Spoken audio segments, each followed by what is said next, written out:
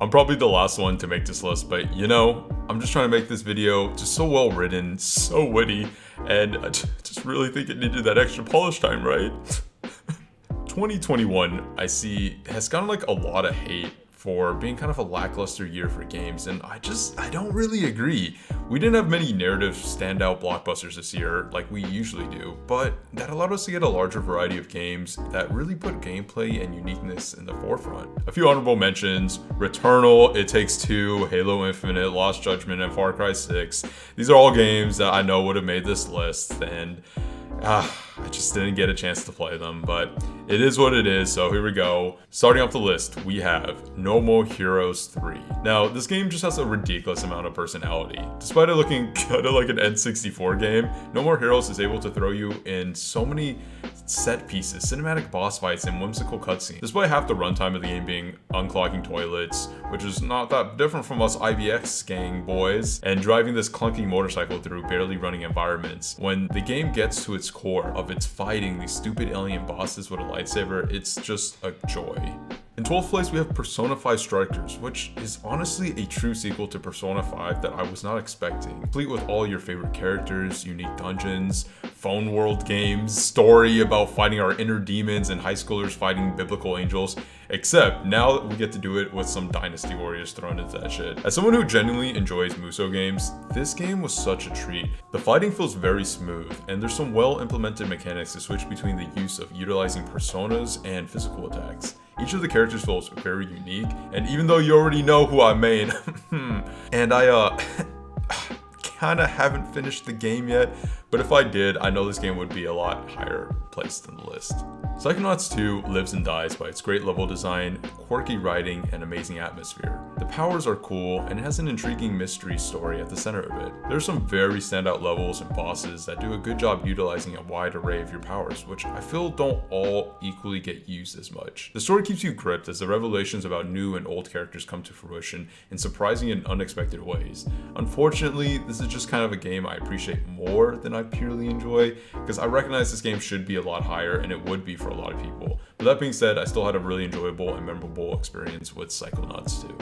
Ratchet and Clank Rift Apart. It's kind of great to see a core childhood staple game like Ratchet and Clank still going strong in 2021. Yo, Rip Sly and Jak and Daxter. While I think the writing and the story for Rift Apart didn't reach the mark expected in the franchise, the gameplay and visuals are where this game shines. There's a good mix of new and old weapons to up your arsenal that feel very unique, and they definitely have their strengths and weaknesses, with like the topiary sprinkler and the lightning rod being some of my favorite weapons. The new wormhole rift mechanic doesn't change up the combat as much as I would have liked, but it does help set up some great set pieces. And lastly, the worlds you visit are just gorgeous, and you just can get lost in them for hours exploring and finding collectibles, Easter eggs, and just doing side objectives.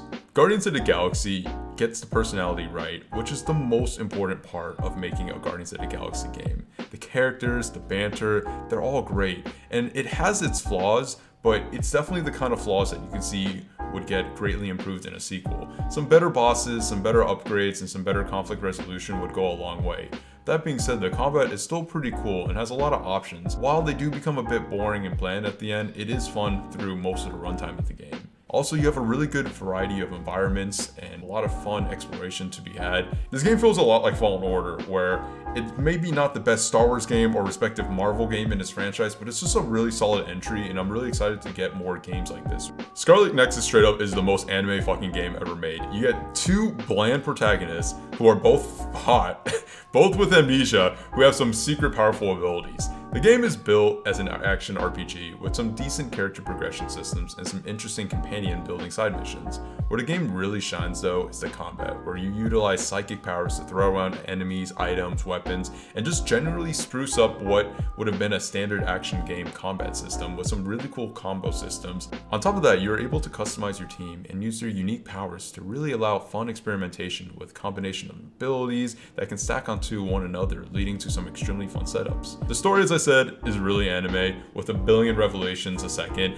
archetypal characters and ridiculous alien lore, but if you're the kind of person who's into that, then you're gonna have a blast playing this like I did. Final Fantasy VII Intergrade is the Final Fantasy Remake DLC starring Yuffie that, to many fans' dismay, is only available on the PS5, but I got one. While this isn't really a full game, with a runtime of around maybe 5 or 6 hours depending on how much side stuff you do, this felt like a significant enough experience for me to include here. Firstly, this game, as you know, is just ridiculously gorgeous, and it somehow looks even better on the PS5 with all the particle effects and clean animations being put on full effect. Yuffie controls wonderfully with a good mix of range and close-up moves that feel very distinct to any of the movesets from any of the main cast of Part 1. This all leads to some really memorable boss fights, which are given quite some emotional weight despite only a few hours of build-up. The story feels really well fleshed out for such a short runtime, and I really feel like I get to know Yuffie in this DLC, as well as see the emotional beginnings of her story. Also, the turret game that they tossed into this is so addicting, and I really hope that appears again in Part 2. The added minigame expansion thing to the Switch port of Mario 3D World, Bowser's Fury, is a game that shows a lot of what I hope the future of Mario is going to be like. The most notable part of this is that it all takes place in one open world. It's this huge open world filled with so many different little boroughs and islands to explore. There's 100 sunshines or moons or coins or whatever the fuck they're calling it in this game, and you're really gripped to collect them all. The movement feels so good, and while I miss Cappy from Odyssey, the addition of this Lapras creature thing really adds some really cool ways to traverse the environments. And on top of that, you can go Super Saiyan in this game and fight Mega Bowser, so I mean, like, come on. You gotta place this at least number 6. I didn't like Metroid Dread much when I started it. I've never really played a Metroid game before, and I was dropping into this world that was so daunting, and I felt really frustrated and lost. But soon after I got over my initial frustrations, I was immersed in this adventure where I slowly became more and more powerful in front of my eyes and got the hang of all the new abilities to the point where I wasn't even recognizable by the end of the game. I'll admit, I'm pretty fucking casual here, and I used the guide for a lot of parts of the game, and I still feel like some elements of the exploration feel dated and not in the best way, but finding new upgrades, new areas, and eventually bosses was such a joy. On top of that, the game just controls so well. Despite all the intricacies of Samus's movement, you really feel like anytime you die, it's because of you and not because of the controls. And while the story is simple, it's enough to keep you invested, and the organic growth in the gameplay, the memorable bosses, the fun puzzles, and exploration provide a joyous experience even for this newcomer.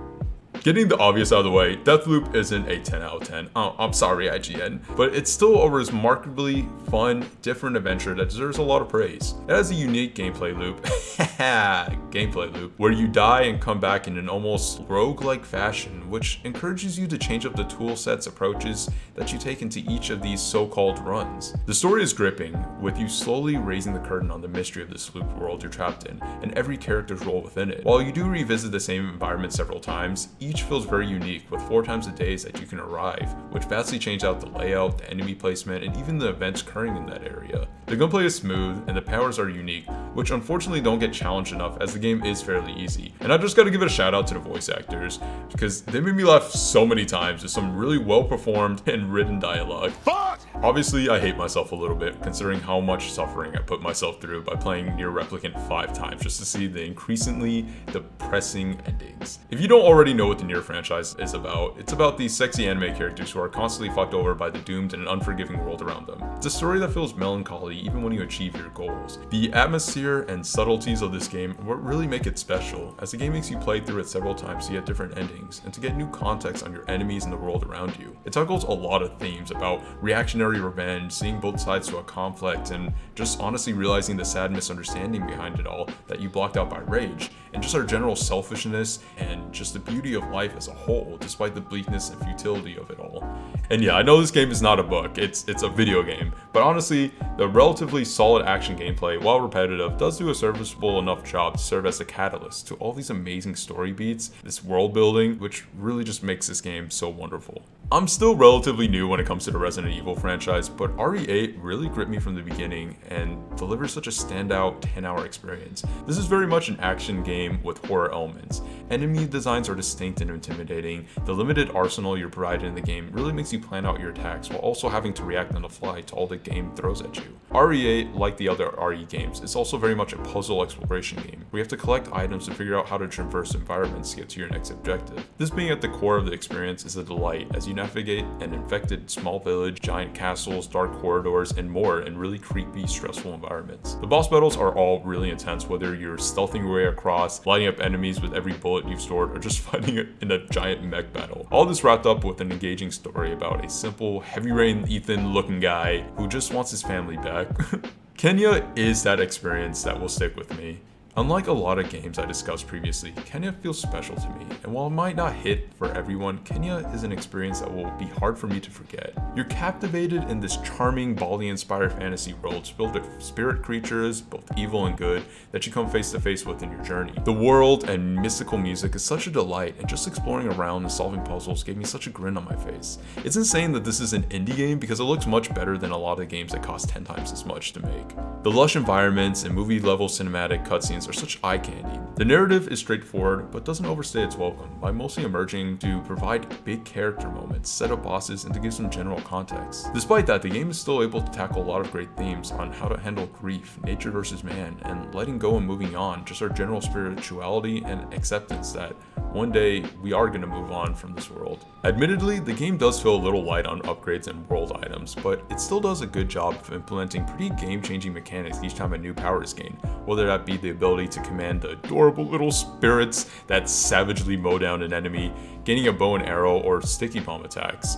The game is surprisingly difficult despite the cute outwardly appearance, which makes getting better at utilizing the weapons and timing parries, blocks, and dodges very rewarding. And I don't know if this game is ever going to get a sequel, and I'm not even sure if it really needs one. Despite a few shortcomings, Kenya is such a special experience for me that I really hope more people get to experience for themselves one day, and I'm really happy to call it my favorite game of 2021.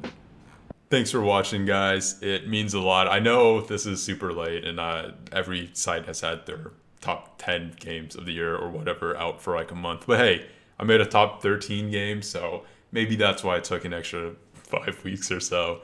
But it means a lot for you to watch. I think this is maybe the last of the countdowns I'm going to do for 2021 just because of running out of time. Might do one more video about 2021 and then start moving on to new stuff from there. Hoping 2021 or 2022, a little more consistent with the work and everything. And yeah, been really enjoying doing these.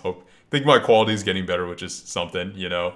I know this is mostly just friends watching at this point, but it still means a lot, and this is a fun outlet. So hopefully this expands, and maybe, you know, you're someone new who's seen this, and it means a lot. If you stick around for more, like, comment, subscribe, and do all that great stuff. And yeah, hope you guys are all doing well. It means a lot. Take it easy. Later. All right, now I gotta turn off the camera awkwardly.